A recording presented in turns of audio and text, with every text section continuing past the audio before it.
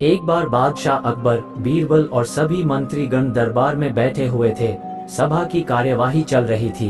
एक एक करके राज्य के लोग अपनी समस्याएं लेकर दरबार में आ रहे थे। इसी बीच वहां एक व्यक्ति दरबार में पहुंचा। उसके हाथ में एक मर्तबान था। सभी उस मर्तबान की ओर देख रहे थे। तभी अकबर ने उस व्यक्ति से पूछा, क्या है इस मर्तबान में? महाराज, इसमें चीनी और रेत का मिश्रण है।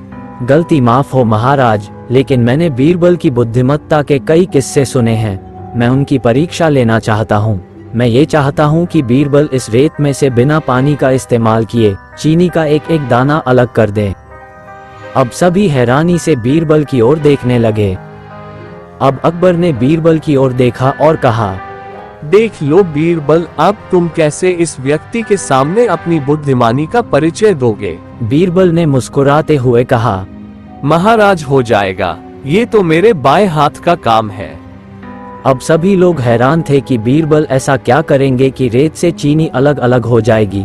तभी बीरबल उठे और उस मर्तबान को लेकर महल में मौजूद बगीचे की ओर बढ़ चले। उनके पीछे वह व्यक्ति भी था। अब बीरबल बगीचे में एक आम के पेड़ के नीचे पहुंचे। अब वह मर्तबान में मौजूद रेत और चीनी के मिश्रण को एक आम के पेड़ के चारों तरफ फैलाने लगे। तभी उस व्यक्ति ने पूछा, अरे ये क्या कर रहे हो? ये आपको कल पता चलेगा। इसके बाद दोनों महल में वापस आ गए। अब सभी को कल सुबह का इंतजार था। अगली सुबह जब दरबार लगा तो अकबर और सारे मंत्री एक साथ बगीचे में पहुंचे। साथ में बीरबल और रेत व चीनी का मिश्रण लाने वाला व्यक्ति भी था। सभी आम के पेड़ के पास पहुंच गए। सभी ने देखा कि अब वहां सिर्फ रेत पड़ी हुई है। दरअसल रेत में मौजूद चीनी को चींटियों ने निकालकर अपने बिल में इकट्ठा कर लिया था और बची खुची चीनी को कुछ चींटियां उठाकर अपने बिल में ले जा रही थीं। इस पर उस व्यक्ति ने पूछा, चीनी कहाँ गई? तो बीरबल ने कहा, रेत से चीनी अलग हो गई है। सभी जोर जोर से हंसने लगे।